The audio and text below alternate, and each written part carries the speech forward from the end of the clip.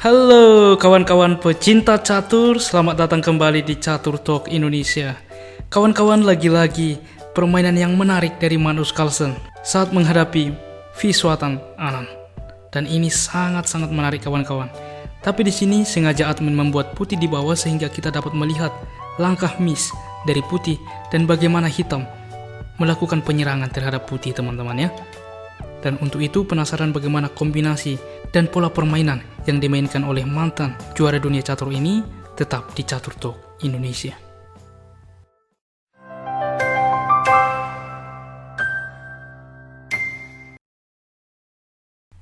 Baiklah kawan-kawan, tanpa berlama-lama kita langsung ke permainan.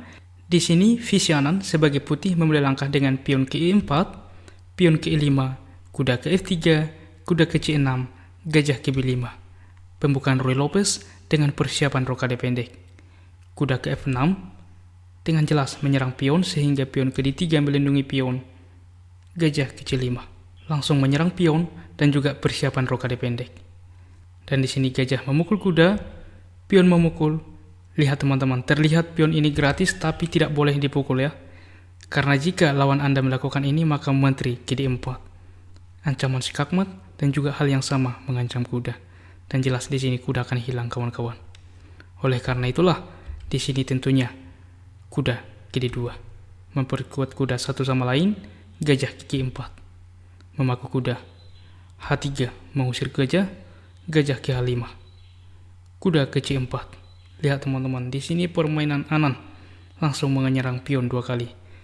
Dan lagi-lagi jawaban yang cukup bagus yaitu dengan kuda ke D7 dari Magnus Carlsen, yaitu dengan melindungi pion dan juga dengan persiapan memajukan pion file F menopang pion satu sama lain.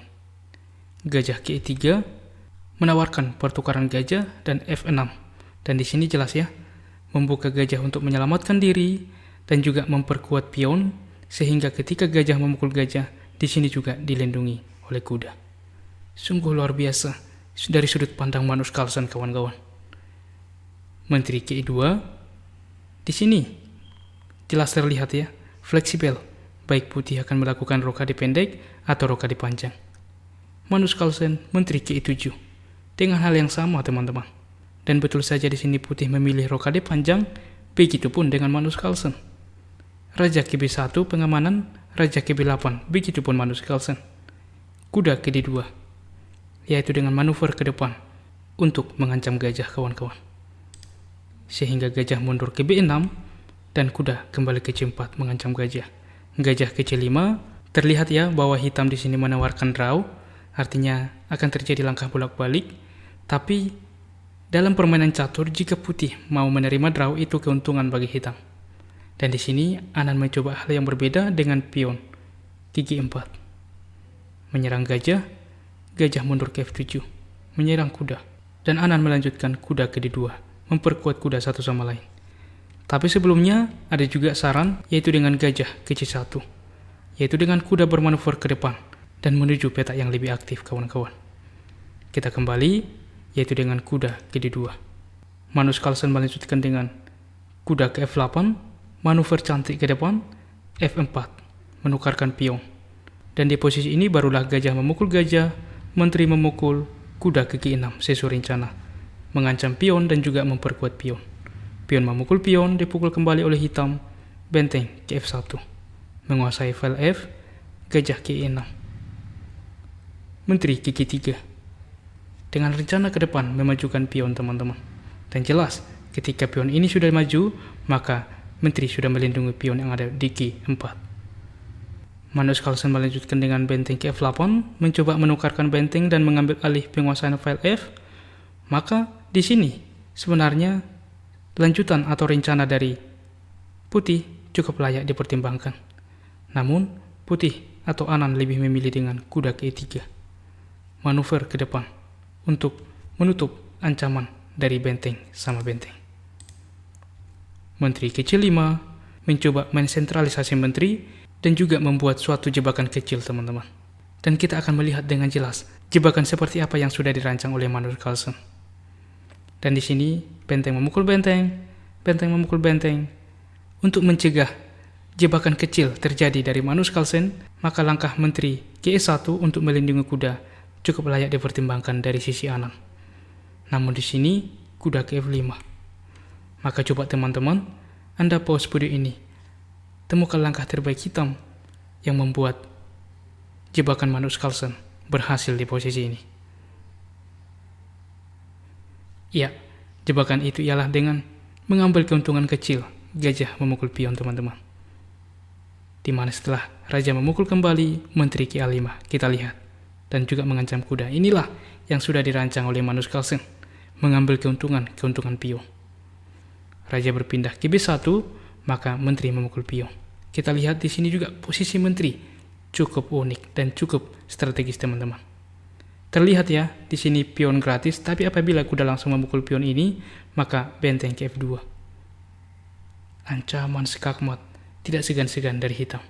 Apabila benteng ke C1, maka kita lihat teman-teman akan dilanjutkan dengan memajukan pion yang ada di sayap raja ini dan langsung membantu ke permainan. Dan di sini perwira-perwira putih terkekang, teman-teman. Sangat luar biasa rancangan dari Magnus Carlsen dalam menghadapi visi Anan. Dan kita kembali. Oleh karena itulah Anan memilih dengan pion ke H4, memajukan pion ke depan mengancam kuda. Benteng ke F7 melindungi pion. H5 mengancam kuda. Kuda ke F4, G5 dengan lanjutan mendorong pion ke depan. A5 dengan hal yang sama. Lagi-lagi di sini hitam juga menyerang balik dari sayap raja, teman-teman. Dan di sini kuda ke E3. Mungkin lanjutan dari Anan, yaitu dengan manuver kuda dan juga mencegah pion-pion hitam untuk promosi. Tapi terlihat ya, Anan tidak konsisten. Langkah yang juga direkomendasikan oleh komputer ialah dengan konsisten visi Anan G6. Pion memukul mengancam benteng ke D7, maka menteri ke G4. Dan lihat teman-teman, trik atau ancaman yang dapat dilakukan oleh putih selanjutnya. Namun rupanya kita kembali. Dan di sini sebenarnya langkah simpel untuk memajukan pion untuk mencegah kuda berkembang sudah cukup bagus dari Magnus Carlsen. Tapi Magnus Carlsen memilih pengembangan dan mereposisi kembali perwira-perwiranya dengan menteri ke G4. Dengan jelas mengontrol petak pelarian kuda dan juga dengan hal yang sama mendorong pion dan juga langsung menusuk ke raja, teman-teman. Kuda ke C4 sesuai rencana. A4 kita lihat rencana dari Magnus Carlsen. G6 pion memukul pion mengancam benteng ke F6, yaitu mengancam pion. Dan di posisi ini Anan melakukan skak. Dan ini adalah langkah tempo, tapi di dalam analisa live kemarin ini dikatakan dengan langkah tempo membuang waktu. Kita kembali, ada langkah yang lebih baik dengan kuda langkah simpel memukul pion dan juga dengan melindungi pion, teman-teman. Apabila dengan A3, maka kuda kembali. Apabila pion memukul pion, di sini sangat tidak baik. Kuda langsung memukul karena kuda ke E2 dan mengancam menteri ke E1, maka jelas kuda ke C3 skak. Raja tidak mungkin ke A1, akan terjadi skakmat. Maka oleh karena itulah raja ke C1, maka benteng memukul pion. Dan di sini pun hitam sangat unggul. Dan tentu di posisi ini Anan dapat melanjutkan dengan menteri ke G5. Dan jelas langsung menawarkan pertukaran ke depan, dan ini bisa dibilang sebagai defender putih, teman-teman. Apabila kuda ke E6 misalkan, dan juga mengancam menteri, maka menteri ke A5. Dan terjadi pertukaran, teman-teman. Dan di posisi ini pun, engine menunjukkan masih cukup sebanding, walaupun dari segi pion, jelas Magnus Carlsen lebih unggul. Dan kita kembali ke partai aslinya. Putih atau Anan memilih dengan benteng ke H8 skak. Gampang saja raja berpindah ke A7, menteri ke G4. Ancaman skakmat tidak segan-segan ya. Dilanjutkan dengan menteri bermanuver, maka akan skakmat, di mana kuda ini mengontrol pelarian raja. Tapi di sini ada langkah yang sebenarnya cukup luar biasa dari Magnus Carlsen. Tapi Magnus Carlsen tidak langsung menemukan langkah tersebut, di mana ia memilih kuda memukul pion dan juga membuka benteng ke depan. Kita kembali sebentar, teman-teman. Saya akan tunjukkan yang juga disampaikan dalam live kemarin, yaitu dengan menteri ke E1 skak. Dan ini sangat powerful. Dan di sini Hitam lebih dulu melakukan skakmat teman-teman. Raja berpindah ke E2, maka kuda memukul pion D3. Lihat teman-teman, sangat-sangat luar biasa. Dan apabila di sini pion memukul kuda, maka jelas benteng ke D1. Ancaman skakmat pun tak segan-segan dari hitam. Semisal raja berpindah ke A3, C5. Apapun yang dilakukan oleh putih untuk mendelay skakmat, maka akan sama saja teman-teman. Di sini jelas akan terjadi skakmat. Dan apabila di posisi ini menteri langsung ke C8, maka di sini hitam akan lebih cepat teman-teman, yaitu dengan kuda ke B4 skak, raja berpindah ke A3, kuda memukul pion skak, dan kita lihat kemanapun raja melangkah akan skakmat. Namun rupanya kita kembali ke partai aslinya kawan-kawan. Magnus Carlsen tidak menemukan langkah, langsung melakukan skak, yaitu dengan kuda memukul pion.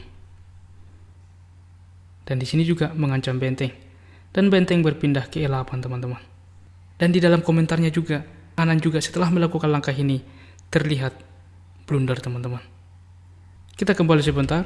Harusnya langkah terbaik ialah dengan menteri ke G1, yaitu dengan melindungi baris K1 dan juga dengan tempo melakukan skak. Pion menutup misalkan, maka benteng ke C8. Dan engine pun menunjukkan di posisi ini apabila dilanjutkan masih cukup sama-sama kuat teman-teman. Di mana kuda ke F4, maka benteng memukul pion.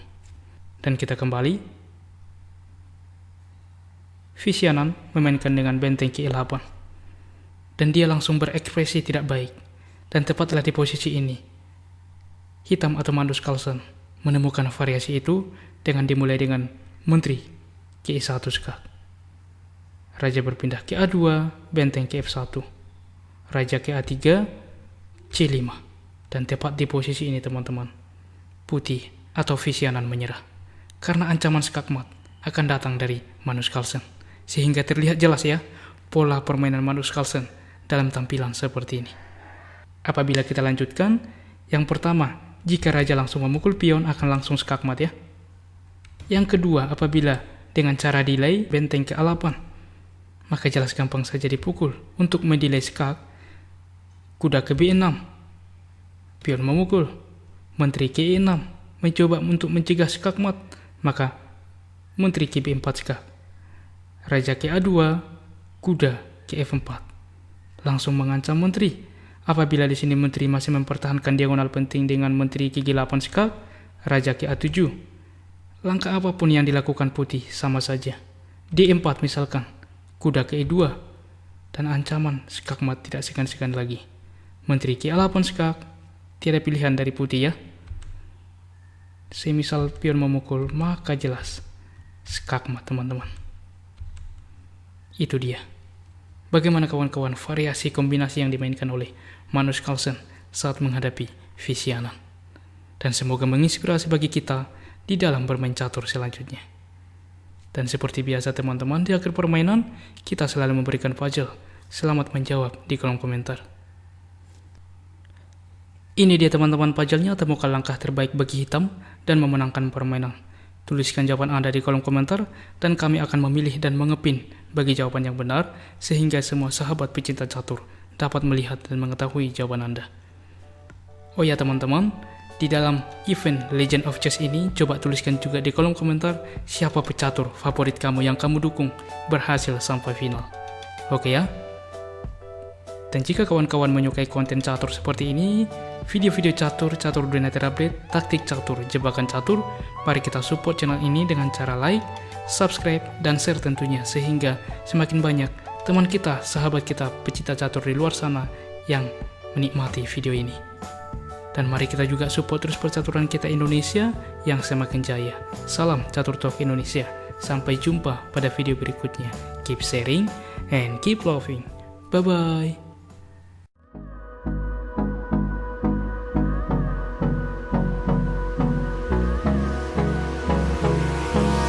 Hold me close till I get up.